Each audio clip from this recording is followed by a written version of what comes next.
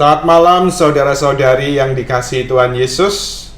Kembali kita lanjutkan pembahasan kita tentang hidup di hadirat Allah. Pada bagian ketiga ini kita akan melanjutkan tentang bagaimana penghayatan Bruder Laurentius yang terus-menerus dalam segala aktivitas dan pekerjaannya berusaha untuk hidup di hadirat Allah. Kemudian juga akan kita lihat bagaimana buah-buah rohani dari hidup di hadirat Allah ini. Ada satu orang kudus Karmel yang bernama Bruder Laurentius Kebangkitan. Dari Kebangkitan ini ya, rupanya latar belakangnya dia sebagai, artinya apa? Sebagai seorang pemuda, ya banyak, ya dalam tanda kutip, ya canggung, tidak terlalu pintar, ya maaf ya, BODO begitu ya. Jadi dia coba kerja di restoran, membantu pamannya, tetapi malah banyak memecahkan barang. Lalu satu kesempatan dia harus ikut wajib militer, tetapi kemudian ya sayangnya kemudian ya kakinya tertembak. Jadi ya banyak kelemahan, banyak kerapuan dari pemuda ini ya.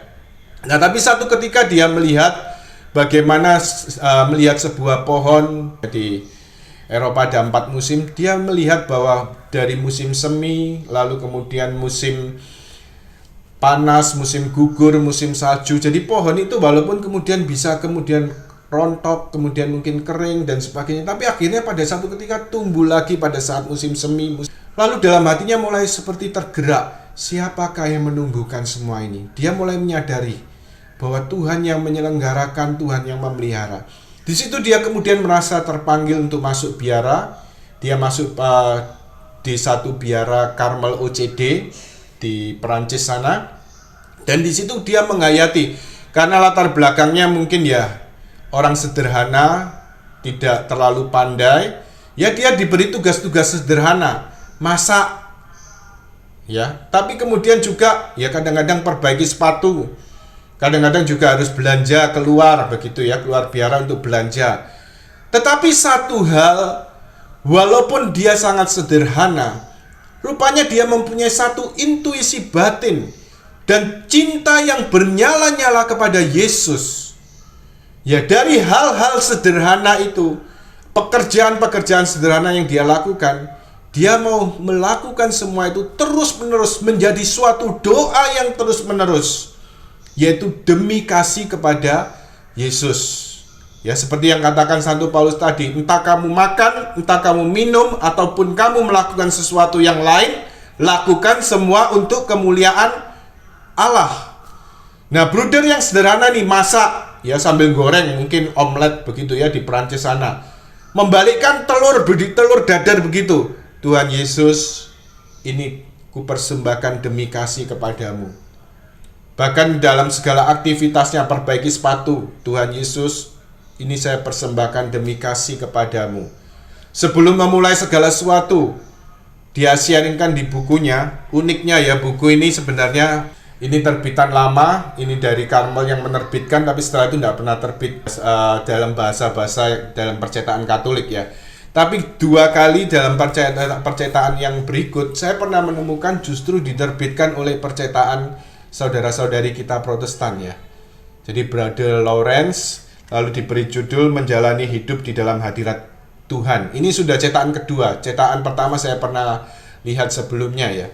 Tetapi ya sebenarnya yang diterjemahkan ya dari apa? Buku nasihat rohani dari Bruder Lawrence ya, dari bahasa Inggris. Cuma memang karena terjemahannya ya memang memakai istilah-istilah yang disesuaikan dengan istilah saudara-saudari kita dari Protestan. Tapi memang unik ya, dari buku-buku ini diterjemahkan di sana. Ya. Jadi intinya kemudian Bruder Lawrence ini sangat setia. Sehari-hari dia lakukan semua tugas, aktivitas, pekerjaan, hal-hal kecil sehari-hari dia lakukan demi cinta pada Yesus. Tiap mau mulai pekerjaan, Tuhan beri saya rahmat untuk melakukan demi kasih kepadamu. Sesudah selesai pekerjaan, saya bersyukur Tuhan boleh melakukan semuanya untuk menyenangkan-Mu. Ya, tetapi kemudian rupanya dalam prosesnya Bruder Lawrence ini sampai kemudian mengalami proses 4 tahun dia mengalami pencobaan melawan iman. digoda hebat, dicobai hebat, yang menyatakan bahwa dia tidak akan selamat. Tetapi rupanya lewat proses pemurnian ini, kurang lebih 4 tahun ini, rupanya kemudian Tuhan pakai dia secara khusus. Ya, Tuhan pakai jadi bruder yang sederhana, bruder yang bodoh ini, tetapi kemudian oleh rahmat Tuhan setelah melewati pemurnian tadi, dipakai Tuhan secara khusus. Yaitu apa? Rupanya pada zaman itu banyak orang kemudian minta nasihat dan bimbingan rohani pada bruder yang sederhana.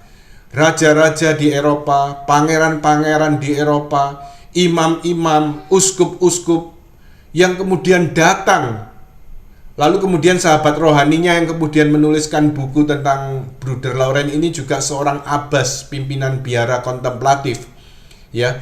Jadi artinya apa? Dia sungguh-sungguh menjadi pembimbing rohani bagi banyak orang di Eropa pada zaman itu, ya. Dari yang sederhana, dari yang bodoh dalam pandangan dunia, tetapi kemudian karena cinta yang bernyala-nyala oleh Allah, karena memang panggilannya, bagaimana Allah menyatakan dan mengangkat dia, ya, dipakai Tuhan secara luar biasa untuk menjadi pembimbing rohani pada zaman itu. Satu nasihat sederhana dapat kita baca bersama dari PowerPoint berikut, ya. Ini dapat kita renungkan, dapat kita praktekkan ya dalam kehidupan kita sehari-hari. Mari kita baca bersama-sama. Orang-orang mencari metode untuk belajar mencintai Allah. Mereka ingin mencapainya dengan berbagai cara. Mereka berusaha untuk hidup di hadirat Allah dengan berbagai cara yang sangat berbeda. Bukankah adalah lebih sederhana dan lebih praktis bila kita mengerjakan segala sesuatu demi cinta kasih kepada Allah? Manfaatkan segala pekerjaan untuk menunjukkan kepadanya cinta kasih kita dan selalu menyadari kehadirannya di dalam diri kita lewat pergaulan dari hati ke hati dengan Dia. Kita hanya perlu bersikap bijaksana dan mulai dari yang serba sederhana. Jadi intinya apa? Bukankah adalah lebih sederhana dan lebih praktis bila kita mengerjakan segala sesuatu demi cinta kasih kepada Allah. Mulai dari yang paling sederhana, mulai dari hal-hal kecil sehari-hari. Masak, Tuhan Yesus, saya masak untukmu, saya masak demi kasih padamu. Mungkin kemudian ya harus ngantar anak sekolah atau mengajari anak, Tuhan Yesus, saya lakukan semua itu untukmu. Ya apapun, ya kecil-kecil, mengganti pampers begitu ya, mengganti popok begitu, Tuhan Yesus, saya persembahkan untuk menyenangkanmu. Hal sehari-hari. Baik, ini teladan dari Bruder Laurentius dari Kebangkitan. Nah, tetapi artinya apa? Dengan penghayatan terus-menerus hidup di hadirat Allah ini, nah kita lihat ya, dengan terus-menerus menghayati hidup di hadirat Allah, kalau Bruder Laurentius dari Kebangkitan memang dia dipakai Tuhan dan punya panggilan khusus untuk dia. Tetapi ini mau menyatakan bahwa artinya apa? Dengan hidup di hadirat Allah, kita juga akan semakin terbuka untuk apa yang mau dikerjakan Tuhan. Tetapi bagi diri kita pribadi, sebenarnya hidup di hadirat Allah ini juga merupakan apa? Penyangkalan diri dan pengendalian daya-daya batin. Akal budi atau pikiran, ingatan, kehendak, fantasi kita. Ya semuanya. Kadang-kadang artinya apa? Pikiran, ingatan kita seringkali dipenuhi beban, kekhawatiran, masalah, ingatan pada kelemahan atau dosa, atau kalau lagi terluka, luka batin, rasanya terus sakit hati, ingat pada sakit hatinya itu. Tapi sebenarnya itu semua kerugian bagi kita ya, dalam tanda kutip ya, membuat kita tidak berusaha hidup dalam damai sejahtera. Nah, tetapi dengan hidup di hadirat Allah itu akan menolong kita untuk mengarahkan semua itu yang ada di pikiran kita, ingatan kita, masa lalu kita, luka-luka batin kita, kita arahkan semua kepada Allah. Nasihat lain dari seorang kudus, yaitu Santa Elizabeth dari Trinitas. Santa ya, sekarang Santa Elizabeth dari Trinitas. Juga Santa ini rupanya dipakai Tuhan untuk menyadarkan, mengingatkan tentang hidup di hadirat Allah. Ya, nasihat dari Santa Elizabeth dari Trinitas: bangunlah sebuah sel atau kamar atau ruang kecil dalam hatimu. Ketahuilah Allah ada di sana, dan hendaklah kamu sekali-kali masuk ke situ. Bila kamu merasa tegang atau malang, cepat masuklah ke situ dan percayakan semuanya itu kepada Sang Guru. Berdoa tidak akan menjemukan kamu. Kamu pergi kepada Dia yang kamu cintai. Kamu tinggal padanya seperti anak kecil yang digendong ibunya, dan membiarkan hatimu berbicara. Jadi di tengah situasi batin yang tidak menentu, beban, masalah, kemalangan, penderitaan, merasa takut, tegang, khawatir, ya cepat-cepat kita datang kepada Tuhan yang hadir dalam hati kita, dalam lubuk jiwa kita terdalam. Kita lemparkan semua itu kepada Tuhan.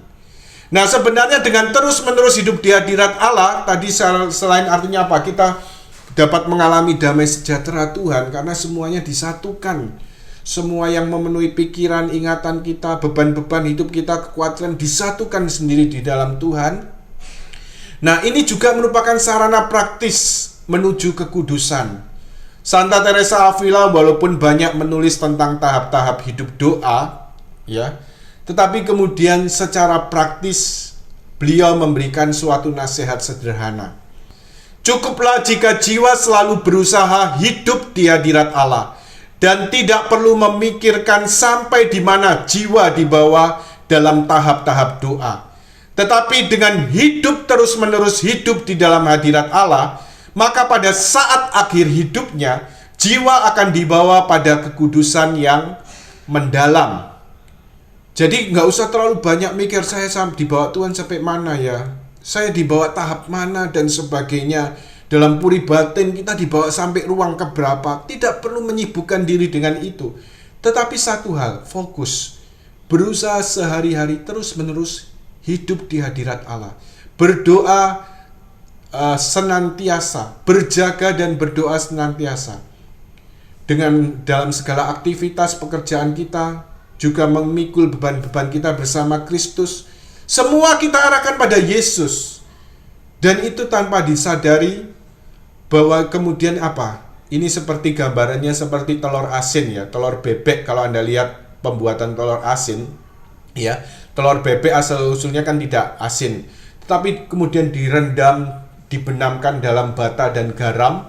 Nah, lama-lama kemudian apa? Telur yang tidak asin lama-lama kemudian meresap asinnya ya. Jadi meresap asin dan akhirnya menjadi telur asin. Nah, dengan demikian juga terus-menerus kita di hadirat Allah. Gambarannya seperti tadi, telur yang tidak asin dan menjadi asin. Terus-menerus kita hidup di hadirat Allah, terus-menerus kita diresapi oleh Allah, tinggal dalam Allah, dan kita tinggal dalam Allah, dan Allah tinggal dalam kita.